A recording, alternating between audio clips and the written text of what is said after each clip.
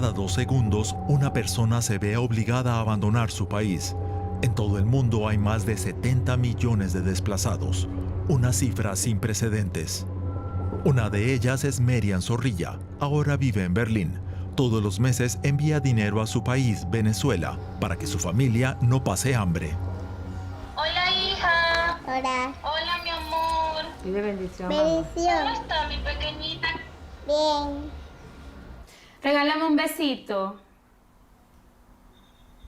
¡Mua! Bueno, voy a venir Tú sí. para abrazaros. ¿Cuándo vas a venir pronto, hija? Tú sabes que tenemos que hablar mucho con Diosito para que sea el que nos dé el permiso de ¿A que dónde tú te está vengas otro? para acá, para donde está mamá. Alejandra, ¿qué te falta para irte por donde está mamita? Mi pasaporte.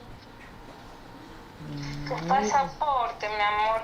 ¿Tienes sueño? No, yo no tengo sueño, yo quiero hablar contigo, pero tú no quieres hablar conmigo, hija, estás jugando. Mami, tu papá, mamá. Ok, pero regálame un besito, chao. Chao, ella no quiere hablar. Ok, está bien, chao. Chao.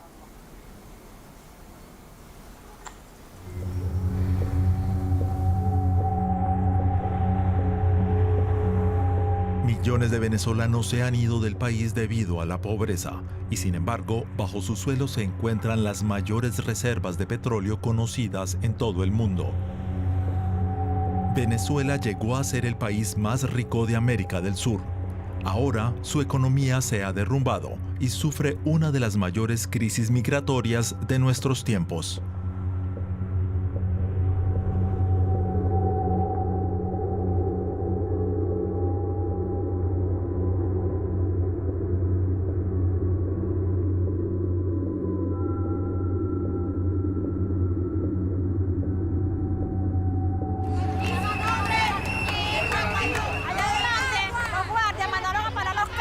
El periodista venezolano César Batiz recorre su país documentando la crisis.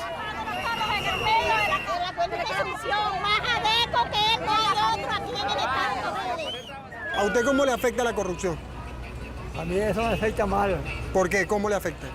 Bueno, porque el pobre no come completo. ¿Qué está comiendo usted ahorita en estos momentos? Lenteja y arroz. Lenteja y arroz. Lenteja y arroz.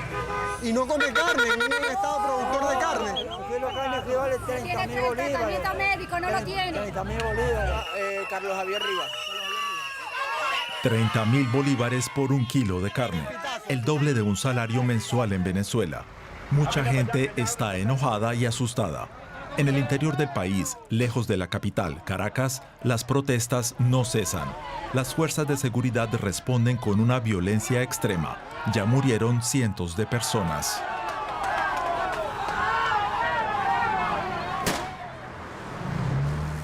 Nosotros en el Pitazo logramos determinar que algunas de esas personas fueron asesinadas porque aparecían en la lista de distribución CLAP, y los jefes de los CLAP en las comunidades los señalaron como personas que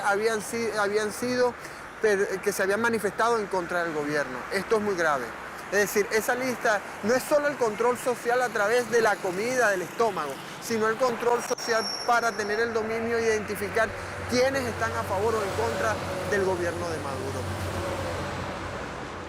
César Batiz está ahora en Barinas, un estado en el oeste de Venezuela. Escribe para la revista en línea El Pitazo sobre un poderoso enemigo, el régimen del presidente Nicolás Maduro, que ha llevado el país a la ruina, pese al auge del petróleo por su codicia de oro negro.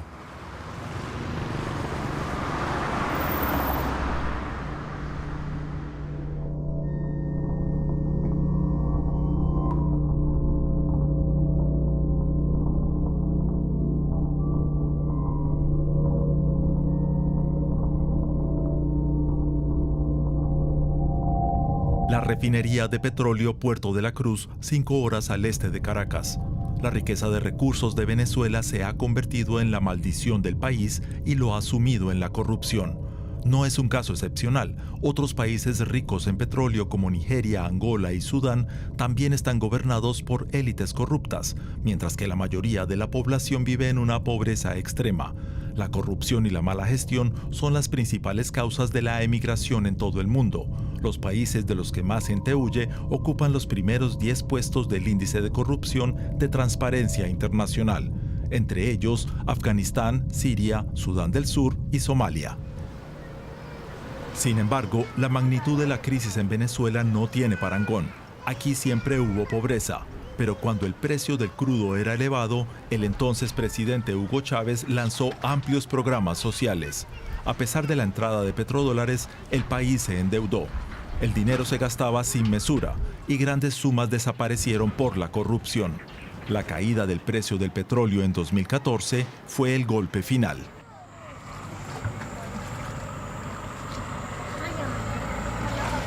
Quienes más lo sufren son los más vulnerables.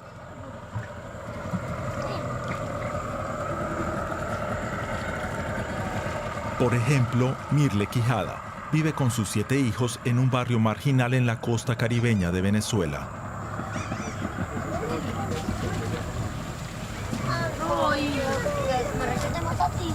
Mi esposo, él se fue a Perú por la situación, pues él fue a ayudar a ver si qué se podía hacer, porque él decía que aquí no íbamos a poder, o sea, no íbamos a morir de hambre, porque así hay que hablar claro, o sea, no íbamos a morir de hambre. Mira, mami, para acá. Si él no trabaja, no hace nada en la semana, o sea, no me puede mandar plata. Y sí, por eso comemos una sola vez en el día. Pues, o sea, tengo una comida, entonces trato de dársela como a las 2 de la tarde ya y pasan todo el día durmiendo. Ellos me piden, y yo si les digo no hay, no tengo, o sea, ellos entienden, pues. Claro, no es la idea, pero sí me entienden ellos. A veces que se ponen a llorar y no es fácil, que tu hijo te pida para comer y tú no tengas. Es fuerte, es fuerte.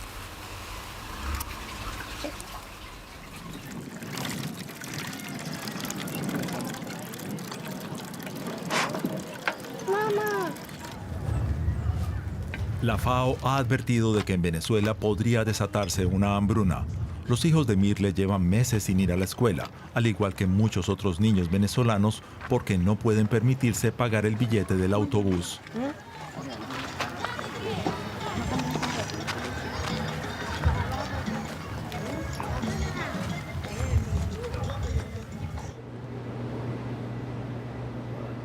Mirle compra en el supermercado una vez a la semana y solo si su esposo le envía dinero desde Perú.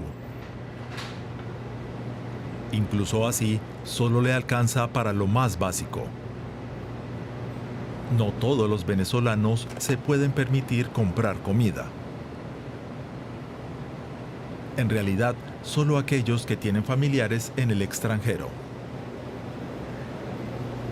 Paradójicamente, cuantos más venezolanos emigran, más dinero ingresa en el país, algo de lo que se aprovecha Maduro. Su régimen necesita el dinero, pues los activos de la petrolera estatal PDVSA en Estados Unidos están congelados por sanciones de Washington. Al Estado venezolano le hacen falta divisas, y sin el dinero de los emigrantes apenas podría importar alimentos básicos ni medicamentos.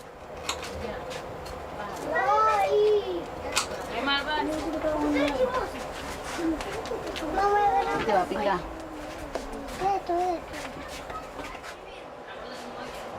Si yo tuviera esa oportunidad, me dijera, mira, yo te vengo a buscar, te vas conmigo, me llevo misión, me voy, no miro para atrás. Yo también lo hago. Yo te digo, yo sí me fuera también, pero no me fuera tampoco a quedarme vivir para allá. Porque, bueno, nací aquí en Venezuela y aquí en Venezuela yo me quisiera morir. Yo también, yo digo la misma también. Yo mi pensar, que se lo dije a ellos hace poco, si yo tengo la oportunidad de irme, yo me voy. Los dejo yo aquí, le mando dinero para que ellos monten un negocio aquí Cuando yo veo que ellos tengan su negocio montado, yo me vengo. Porque como yo dice, yo me quiero ir de Venezuela por la situación que está, pero yo amo a mi país.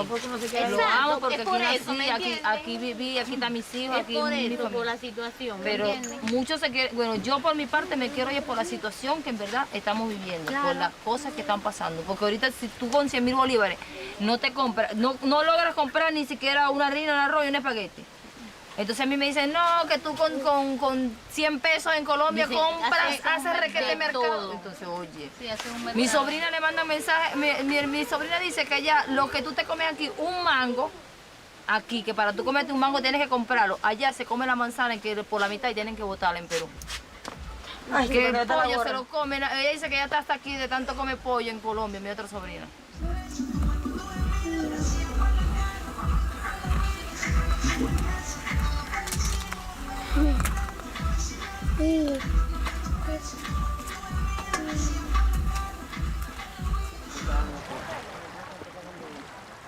Los venezolanos abandonan su país sin nada más que lo que pueden cargar. Huyen del hambre, la falta de asistencia médica, el aumento de la mortalidad infantil. Quienes no tienen papeles cruzan la frontera de forma ilegal. Es especialmente amarga la fuga de cerebros. Muchos de los refugiados son médicos, abogados, maestros, personas con buena formación que el país necesita con urgencia precisamente ahora.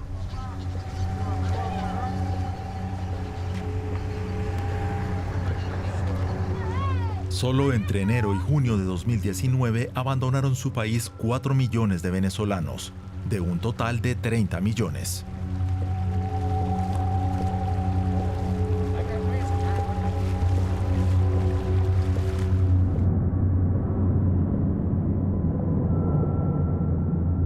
Venezuela era un país modélico en América Latina y Caracas una metrópolis moderna. Y aunque la corrupción y el saqueo de las arcas públicas no comenzaron con el presidente Hugo Chávez, fallecido en 2013, alcanzaron proporciones inimaginables desde que éste asumiera el poder en 1998.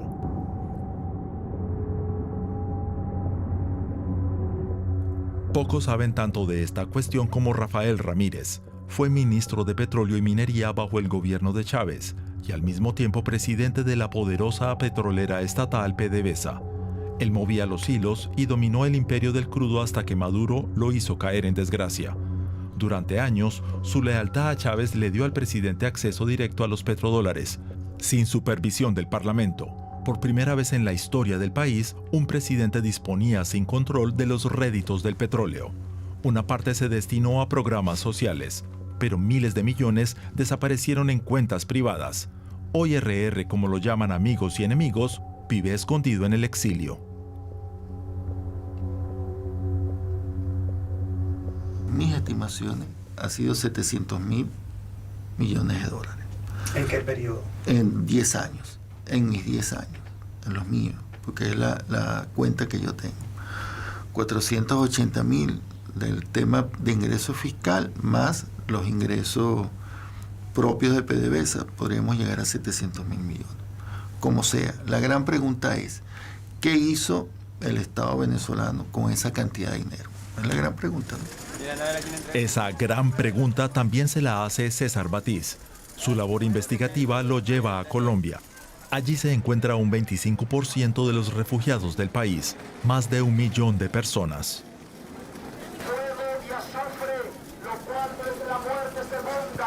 Habitante de la tierra, apercíbete, escapa por la salvación de tu alma. Jesús es el Hijo de Dios, porque lo que sale del corazón sale, y salen los malos pensamientos. Si cabello, compramos cabello.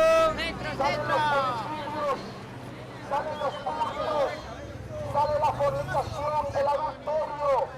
Estamos viviendo tiempos fuertes, tiempos difíciles. El pueblo de Jesús, los que han sido lavados por la sangre de Jesús, Jesucristo le dijo, mas vosotros no os turbéis.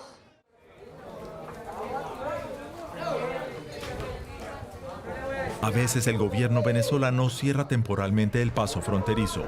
Bajo uno de los puentes de la frontera, en la localidad colombiana de Cúcuta, se reúnen unos jóvenes venezolanos. Los medios estatales no informan sobre historias como esta, pero César Batiz sí. ¿Hay libertad de expresión? No, nosotros luchamos por mantenerla. Nosotros luchamos todos los días por mantenerla a riesgo de que nos bloqueen nuestras páginas, nos insulten en programas de televisión, nos amenacen con la prisión o nos quiten los pasaportes cuando vamos a salir por los aeropuertos.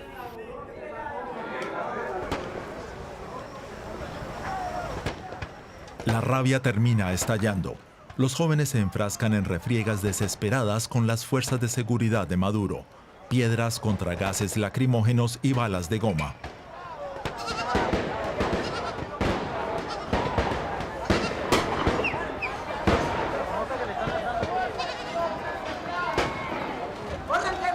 Ahí es ya cerca de la frontera, ¿no? Los colectivos son los colectivos de balas. Invadieron territorio colombiano. Aunque hayan salido del país, la mayoría de los venezolanos sigue viviendo en la pobreza. Muchos no consiguen más que trabajos ocasionales. Con todo, están mejor. Algunos de estos jóvenes participaron en las refriegas bajo el puente. Piden ocultar su identidad por miedo al régimen de Maduro. Uno de ellos habla con Batiz oculto en una hamaca. Pacíficamente no se pudo. ¿Cómo se hace entonces? Hay que tomar medidas más drásticas. Recurrir a la fuerza. Eso es lo que hay que hacer. Sí, que hay que intervenir, está bien. Va a morir gente. En vano no van a morir. Yo salí de aquí ayer y yo me encomendé a mi Dios y le dije, si yo tengo que morir hoy por mi familia, que así sea. Que así sea. Así lo dije clarito.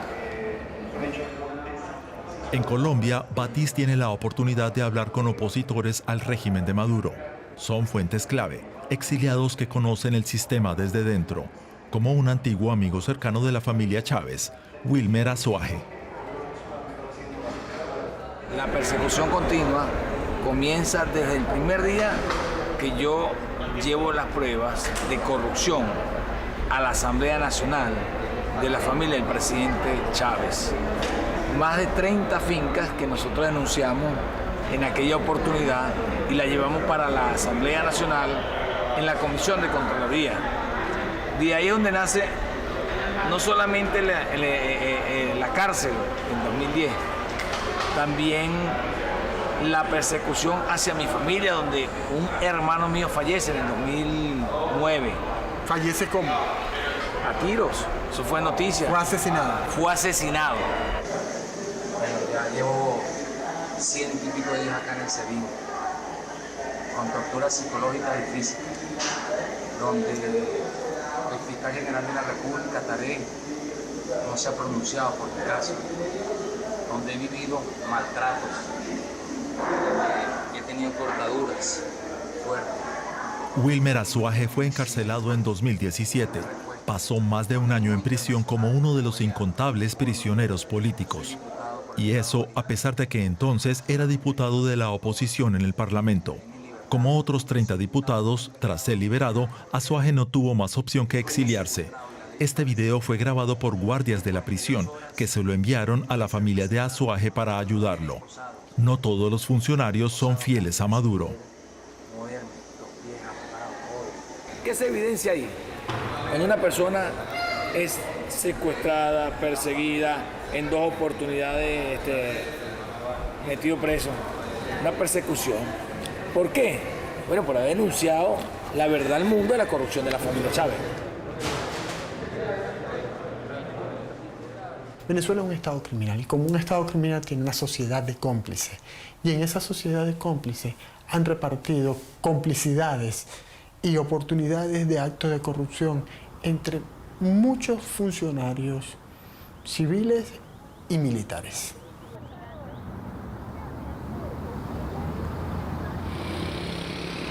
El derrotero de Venezuela hacia un estado dirigido por la mafia comenzó bajo la presidencia de Hugo Chávez.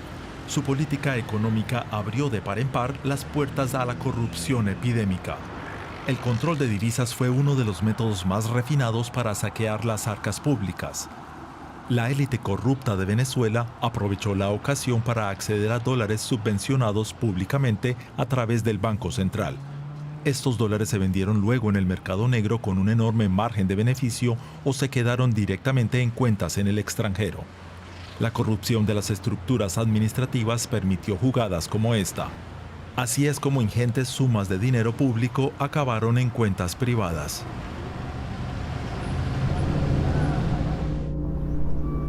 Apenas existen ámbitos en Venezuela a los que no haya llegado la corrupción.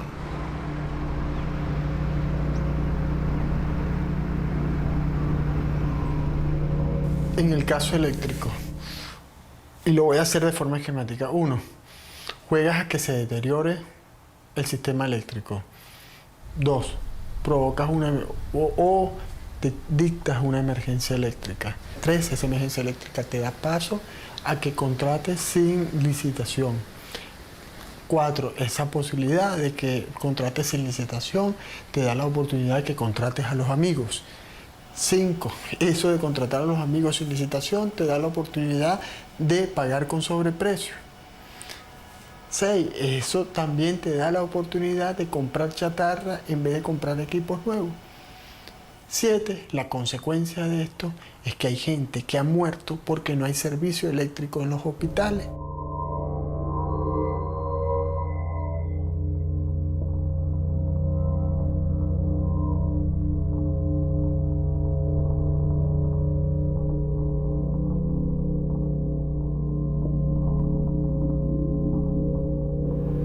En la ciudad industrial de Maracay, la mayoría de las fábricas están abandonadas.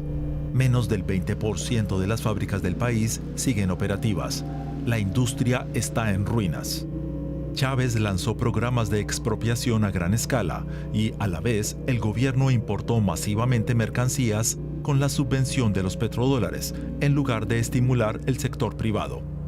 Así se privó de poder y riqueza a las antiguas élites económicas y aumentó la dependencia de la población respecto al Estado. Ahora Venezuela depende casi por completo de la exportación de petróleo, oro y coltán. Casi todos los bienes de uso cotidiano se tienen que importar. Y, como admite Rafael Ramírez, Venezuela cometió otro error fatal en política económica. Y Maduro puso en la industria a sus amigos y se la repartió a la Guardia Nacional. El señor que dirige la industria petrolera, un general, el general Quevedo, fue el que condujo la represión en la calle en el año 2017-2014. Es ahorita ese represor, es el jefe de la industria petrolera. No sabe nada de petróleo. Ha puesto en todos los puestos de gerencia puros guardias nacionales. No sé, el que me está escuchando son los guardias de frontera. No tienen idea de cómo se maneja la industria petrolera. Debido a la mala gestión, la extracción de crudo cayó 1/3 y hoy está en el nivel de 1945. Los militares controlan la industria petrolera y el contrabando de gasolina. En Venezuela la gasolina está subvencionada. Una botella de agua cuesta más que miles de litros de gasolina. Venderla en Colombia en el mercado negro es un jugoso negocio. Rafael Ramírez conoce las cifras del saqueo estatal y sabe a dónde se han llevado el dinero las élites venezolanas. Hay que poner las cosas en su sitio, pero yo sí creo que al menos un 30% de nuestros ingresos se nos fueron en manos de la corrupción y el despilfarro, o sea, un mecanismo de extracción de dinero del país. Y ese dinero está en los grandes países desarrollados. No hay ninguno de ese país que esté en Zimbabue, no hay ninguno de ese dinero que esté en Zimbabue. Ese dinero está en Europa y ese dinero está en los Estados Unidos. Ahí está.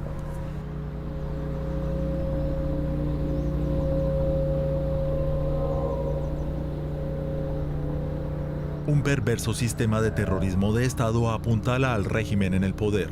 Los colectivos, bandas paramilitares armadas por el gobierno, mantienen a raya a la población sembrando el terror. Un estricto código obliga a los miembros de los colectivos a guardar silencio. Su lealtad al régimen es hasta la muerte. Cuando el comandante Chávez le da el nombre colectivo, yo siempre he pensado que son guerrillas urbanas. Para mi concepto, cuando sale el comandante Chávez, hay unos colectivos que son de choque, que era para refrenar a la derecha cuando se formaba cualquier vaina. Eso también existe. Colectivos de choque, que son los que andaban armados y son los que, si se formaba alguna guerra civil, alguna vaina de esta magnitud, salían estos colectivos de choque para refrenar al pueblo que estaba en contra de esta revolución.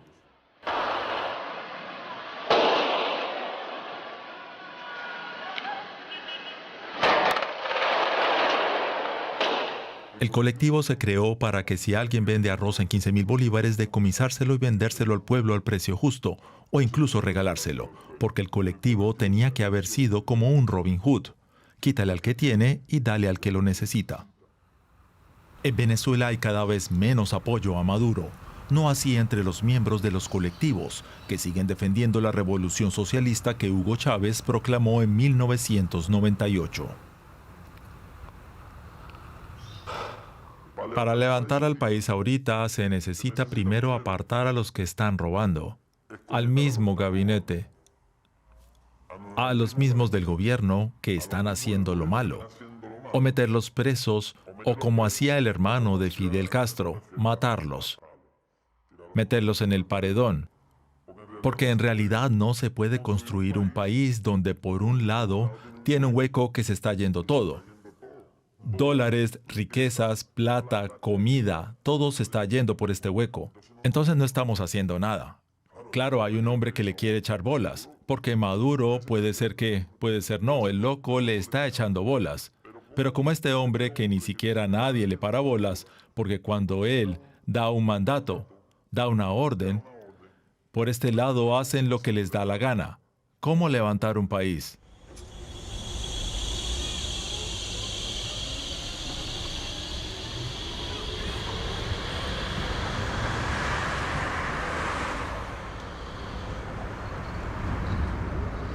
Yo en mi cabeza jamás pensé en salir de Venezuela porque lo que hacía me generaba para estar allí con mi familia, se obtenían las cosas no con tanta facilidad, pero se conseguían. Hubo un momento como que todo se estancó. No comíamos, no vivíamos bien, nada. Y ya como funcionaria, la vida se nos complicaba más. Tenías un sueldo que no te alcanzaba para comprar un paquete de pañal o un envase de leche porque no alcanzaba un sueldo.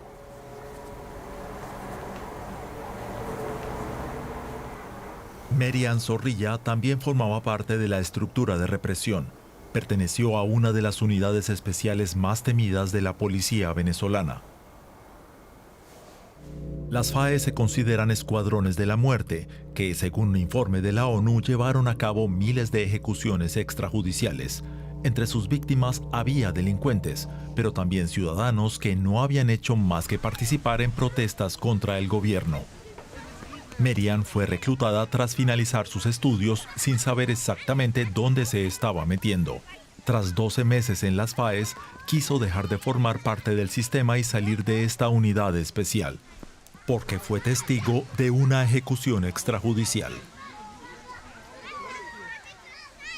Óscar Pérez era en ese momento una persona buscada por el oficialismo porque él estaba declarado en contra de Nicolás Maduro y él quería en su momento hacer un golpe de Estado y por eso era denominado terrorista por el oficialismo.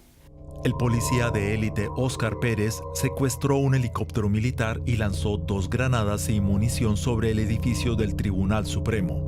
Nadie resultó herido. Pérez confiaba en que su golpe haría que el ejército se rebelara contra el régimen y la corrupción.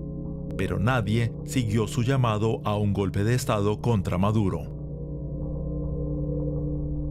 Todos estaban buscando a Óscar Pérez. Nos llegó la información de que había sido ubicado cerca del Junquito. Nos fuimos hacia donde lo habían ubicado y desde allí comenzó un procedimiento desde las 3 de la mañana del día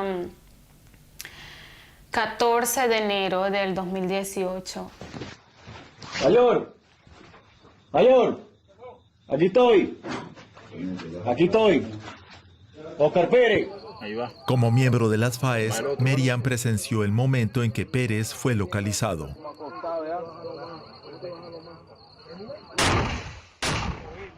Dijimos que no íbamos a entregar y no quieren dejar que nos entreguen, nos quieren asesinar.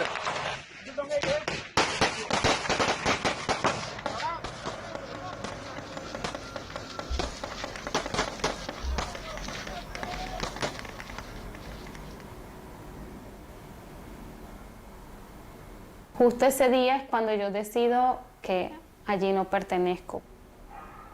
Y yo pues ya luego caí en un vacío que a mí me dio, fue una crisis de nervios, comencé a llorar muchísimo y yo dije, hasta hoy estoy acá, porque ¿por qué tengo yo que estar metida aquí? Yo no estudié para esto, yo no estudié para quitarle la vida a la gente o que un jefe venga y me diga, mátalo, y si no lo mato, me matan a mí.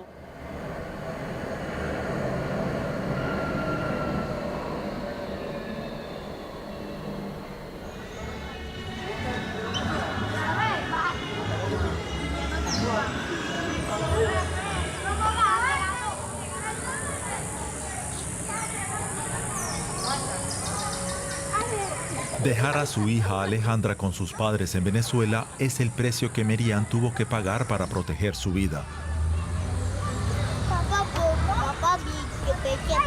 El precio por salirse de un sistema de terrorismo de Estado.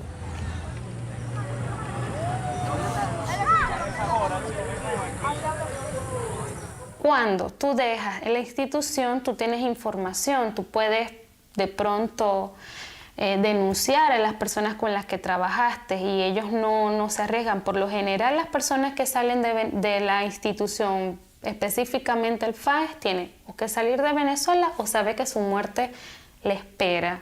Y entonces dicen, la mataron para robarla.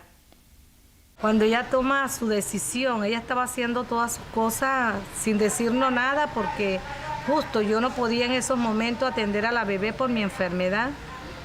Y llegó en diciembre de 2018 y nos dijo, del 2017, nos dijo, mamá, creo que me voy del país.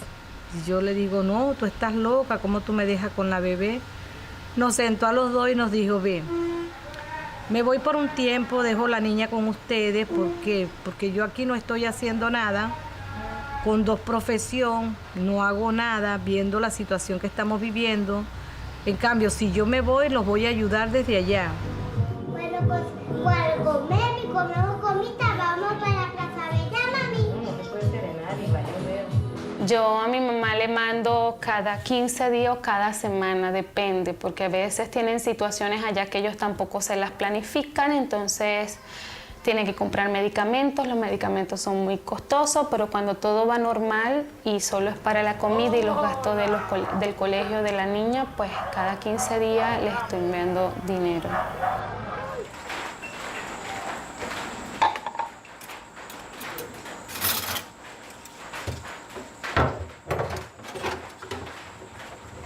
La hija de Merian, Alejandra, lleva viviendo con sus abuelos desde enero de 2018. Es uno de los tantos casos de niños venezolanos cuyos padres tuvieron que huir.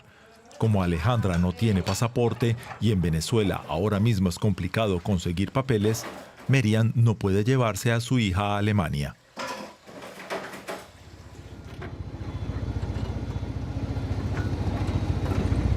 Por su lado, el padre de Merian, Ángel Zorrilla, enfrenta sus propios problemas.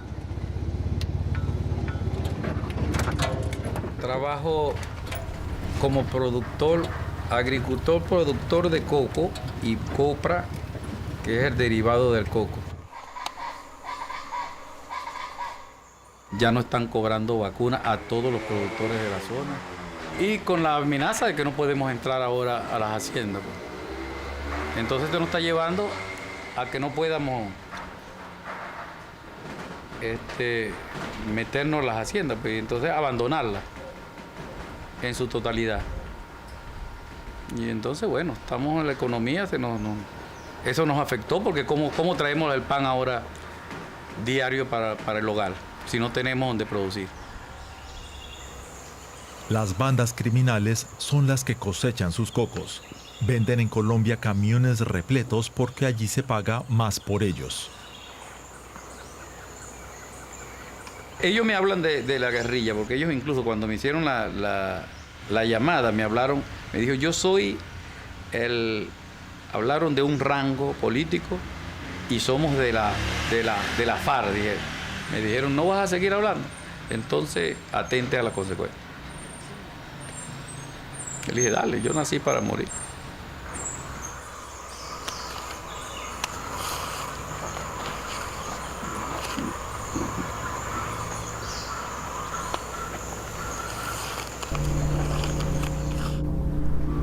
todo el país apenas se producen ya alimentos. Las inmensas granjas de reses y los mataderos como este están vacíos. Uno de los motivos es que es el Estado el que fija los precios de los alimentos. Aunque los costes de producción sean más elevados, los campesinos pierden dinero y acaban quebrando.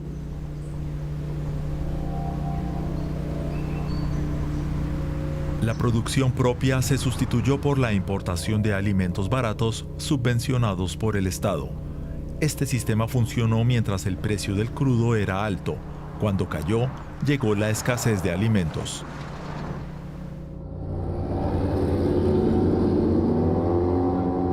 El circuito de la estación Casa de la Matriz está Berlusconi en la producción general y les hablan, hacemos. Carlos Trapani es un abogado especializado en la defensa de los derechos humanos. Hacerse oír en los tribunales venezolanos es una tarea casi imposible. Ya está la entrada a la cota 900. Nosotros hicimos un estudio en Secodat donde analizamos el boletín epidemiológico 1998 al año 2010 para poder identificar muertes de adolescentes y niños por armas de fuego. Y cuando haces el análisis territorial por municipio, esta es una de las zonas más peligrosas. Trapani va a dar una charla en una escuela católica. Defiende a aquellos a los que les han arrebatado la dignidad y los derechos, sobre todo niños. ¿Qué le gusta hacer al chamo? ¿Qué le gusta hacer a ese niño?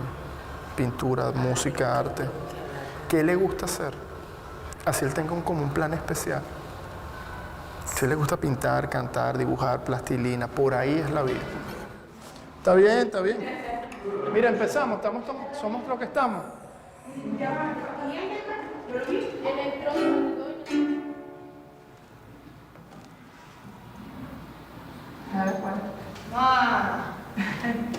Va a cantar un tema llamado Venezuela.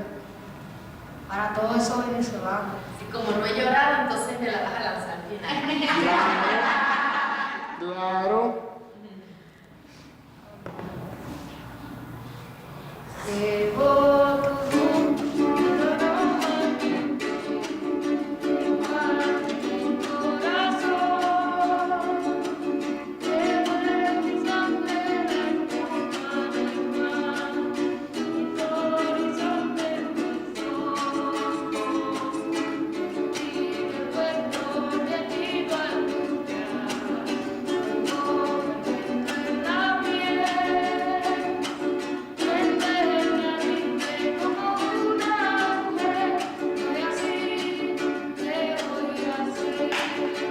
Carlito, ¿a ti se te fue alguien? Sí. ¿Quién se te fue? Mi mamá. ¿Tu mamá? ¿Cuándo? ¿Hace cuánto tiempo? Como hace 6 meses. ¿6 meses? ¿Dónde se fue? Para Perú. La verdad que me ha dolido mucho estar mi mamá. Me crió y no estoy acostumbrado a sentirme de esa manera, sin mi mamá. ¿Y logras hablar con ella? Sí. ¿Cómo hablan? Nos comunicamos por medio de WhatsApp. Pero no estoy acostumbrada a estar sin mi mamá, porque ella fue la única que me quedó así de mis familiares favoritos. Igual que mi abuela. Mi abuela está aquí, pero es como mi segunda mamá. ¿Y te cuida tu abuela? Sí. Mi papá se fue con su esposa, con mi hermana. Por parte de mi papá, en su entorno, se fueron todos. Cuando me enteré, yo me sentí muy mal. Y mi papá dijo, no, yo ya no aguanto esto, yo me quiero ir a mi país. Y yo, véngase. Se volvió a su casa con su esposa, con mi hermana.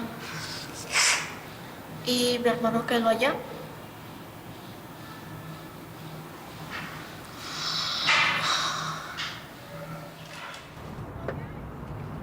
El padre de Daniela tiene una nueva familia. Ella vive con su madre y su hermana en el barrio Cota 905 de Caracas. y no pierdo las esperanzas y la fe. Yo quiero que mis hijas crezcan aquí en un país bonito, que es lo que tenemos, pues. Hay mucha gente que dice, no, que Venezuela es el mejor país, ¿qué tal? Pero lo dicen como de la boca para afuera y en verdad no saben valorar lo que tenemos. No ven lo que realmente tenemos. Yo sí quiero, yo me imagino a mis hijas o en un hospital o en una clínica operando o en un bufete de abogados o, ¿me entiendes? O unos arquitectos, ¿ves? Impulsar de manera colectiva la construcción y consolidación del socialismo como única opción frente al modelo depredador, discriminador e insostenible capitalista. Plan de la patria, legado del comandante para su pueblo. En la radio y la televisión estatales se emite propaganda constantemente. ¿Tú recibes esto? ¿Todavía no? No, eso no sirve para nada. ¿Esto no sirve? ¿Y por cuánto tengo que pagarte por la gasolina? 150. ¿Y eso cuánto es? ¿De los viejos, de los nuevos? ¿Cuánto es eso? 150. Son... Y eso nadie lo recibe, bueno, nadie lo quiere. ¿Estos dos no? No, eso nadie. ¿Así? Sí. Dale, gracias. Dale, pues gracias. La gasolina no tiene precio. Entonces es una cosa irreal. Pues son 150 bolívares antes de la reconversión monetaria, que serían 0,0140 céntimos. O sea, esa unidad monetaria no existe. Entonces aquí la gasolina es prácticamente regalada. Tú pudieras haber pagado la gasolina con una galleta y te reciben el pago.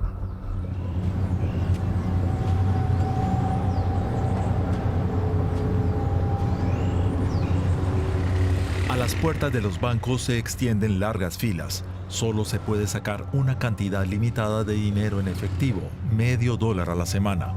Venezuela es el país con la mayor inflación del mundo. Maduro sigue imprimiendo dinero para mantener en marcha el Estado. La magnitud de la hiperinflación de Venezuela es inconcebible, incluso entre los 5 países con más inflación del mundo.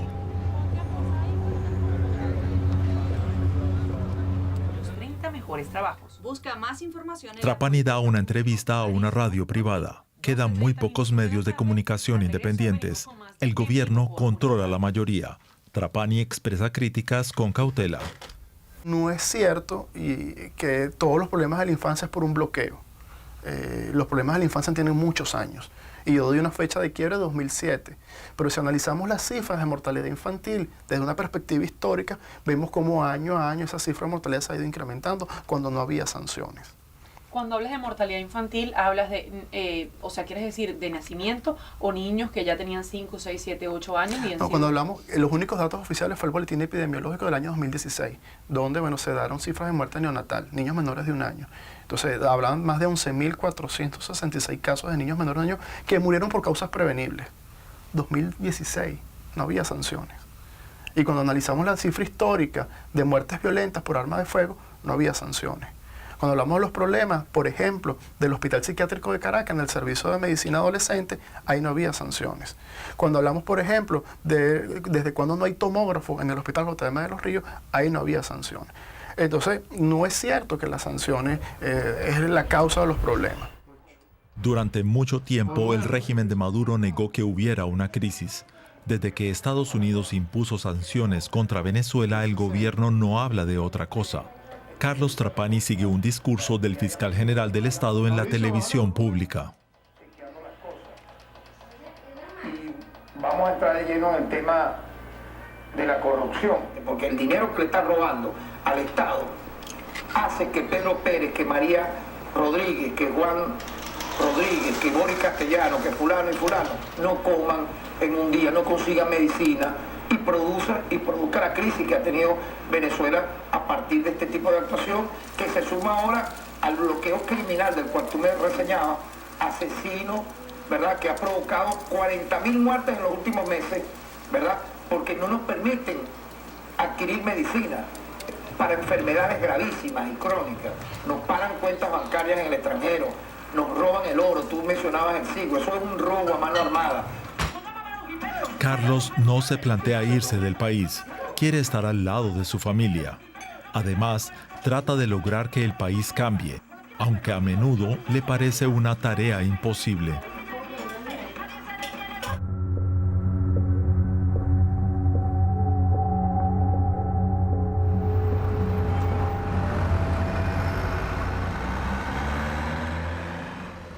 Yo lo quiero vivir y por supuesto lo quiero vivir no solamente por el periodismo, sino porque quiero que mis hijos vivan en un país más tranquilo, que mi familia pueda desarrollarse con mayor tranquilidad y bienestar, que mi familia que está afuera regrese al país, que los amigos que están afuera regresen al país y bueno, y por supuesto que quiero ese cambio.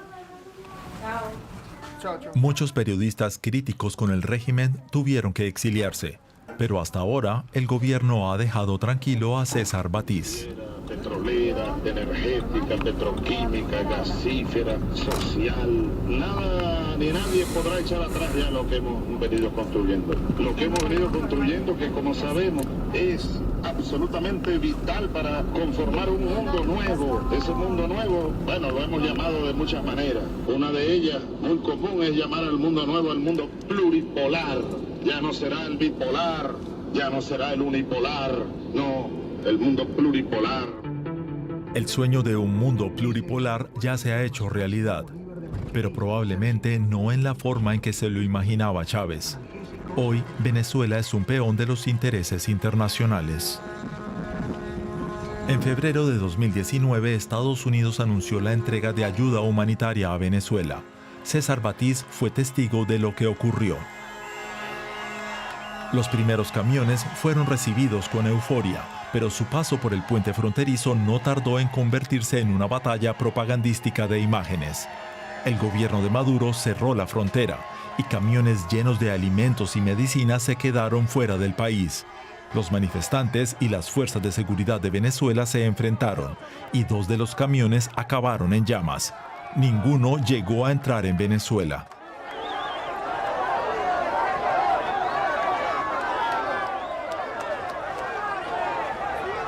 Tres grandes potencias persiguen sus propios objetivos aquí: Estados Unidos, Rusia y China.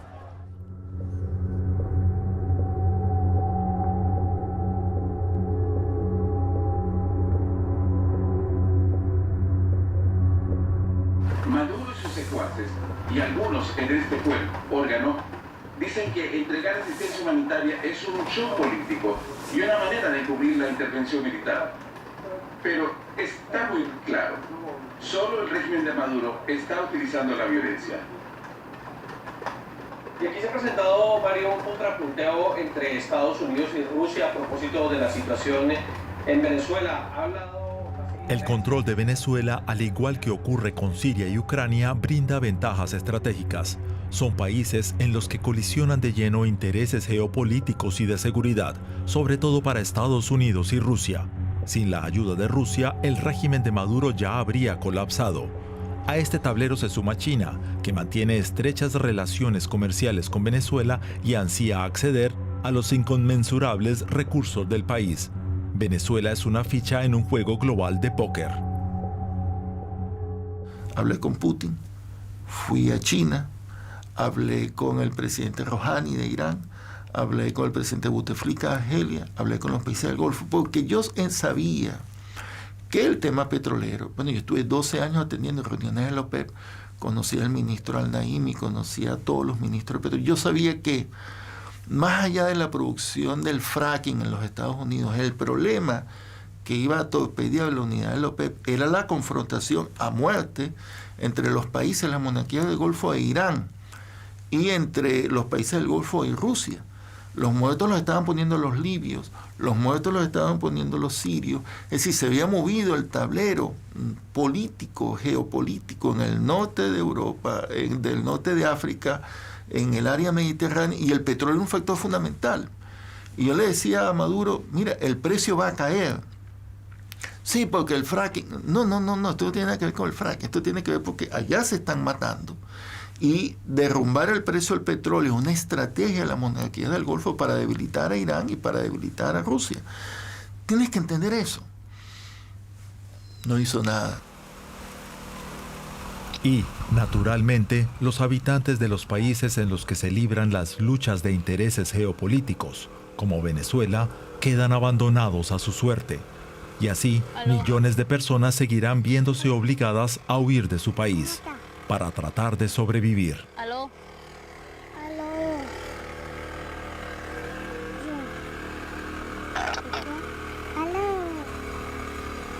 ¿Aló? Hija, un besito, pequeña. Baja, dile la oración de dormir. Vamos a rezar la oración de dormir, mamá. Padre. No. Con Dios. Con Dios me acuesto, con Dios me levanto, con la clase de Dios, el Espíritu Santo. Mira, no dijiste la oración, no dijiste la oración de dormir con ella. Ven pues. Se fue, se cansó. Hija, chao, mi amor, dame un besito. Se fue. Pequeña. Se fue. Pequeñita. Se perdió, se fue, se cansó. Así es todos los días, nunca quiere hablar conmigo. Yo siento que su manera de decirme que me extraña, que siempre le pregunto y me evade, me dice que está cansada. Primero me decía, tengo sueño, estoy cansada. Mi mamá me ha mandado a ordenar mi habitación. Y yo le decía, ¿te han mandado a ordenar la habitación? Sí, chao, estoy muy ocupada. Siempre buscaba una excusa para no hablar conmigo. Y cuando quiere, entonces ya que es muy tarde.